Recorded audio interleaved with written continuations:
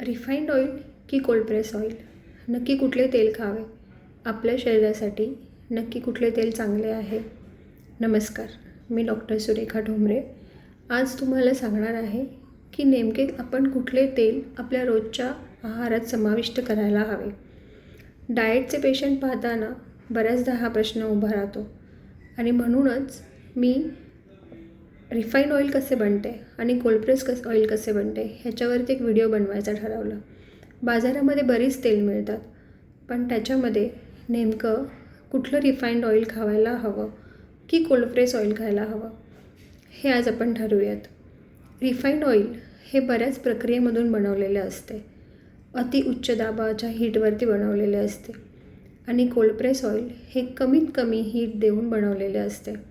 जेव्हा कुठलीही प्रक्रिया अति उच्च हीटवरती बनली जाते तेव्हा त्याच्यामधले बरेच न्यूट्रिएंट हे डिसअपॅर होतात आणि जेव्हा तीच प्रक्रिया कमी दाबावरती कमी प्रोसेसिंगमध्ये केली जाते तेव्हा त्यातले न्यूट्रिएंट व्हॅल्यू हे टिकून राहतात. रिफायनरी ऑइल बनवण्यासाठी ज्या प्रोसेस केल्या जातात ते ॲक्च्युली तेल बिघडवण्यासाठी केलेल्या नसतात.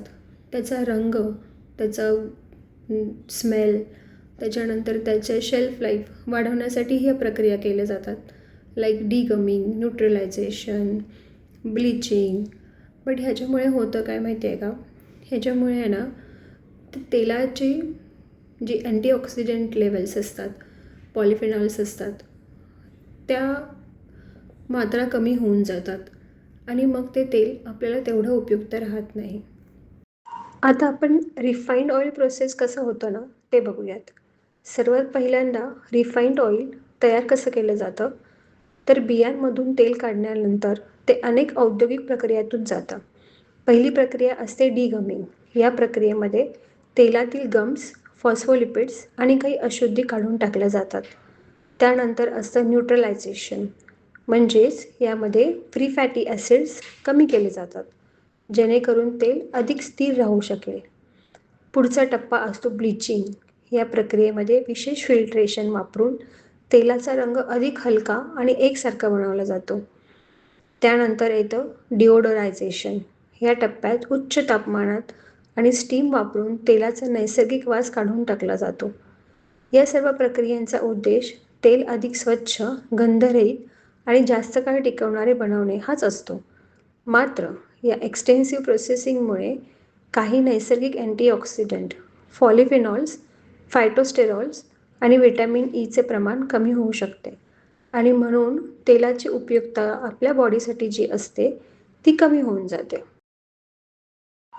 आता जाणून घेऊयात कोल्ड प्रेस ऑइल एक्झॅक्टली कसं बनलं जातं.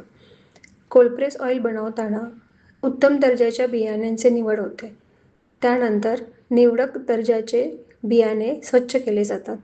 यानंतर ते आधुनिक फूड ग्रेड कोल्ड प्रेस मशीनमध्ये टाकले जातात.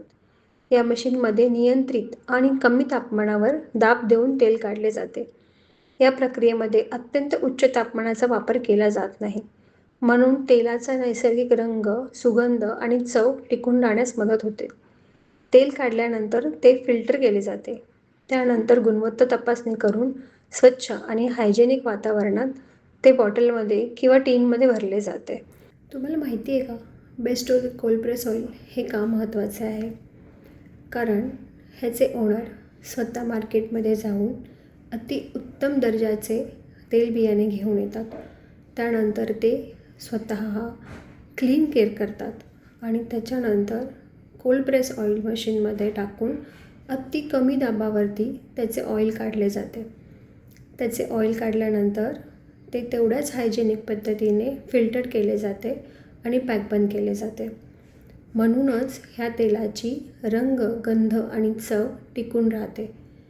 तुम्ही जर हे तेल एकदा यूज करून पाहिलेत तर तुम्हाला त्याच्यातला फरक नक्कीच जाणवेल. तुमच्या शरीरासाठी योग्य तेलाचीच निवड करा, म्हणजेच बेस्टो कोल्ड प्रेस ऑइलचीच निवड करा, जे तुम्हाला ॲमेझॉनवरती अवेलेबल मिळेल किंवा तुम्ही डायरेक्टली आम्हालाही कॉन्टॅक्ट करू शकता. Bairstow cold press oil, healthy for heart. Eat healthy, stay healthy.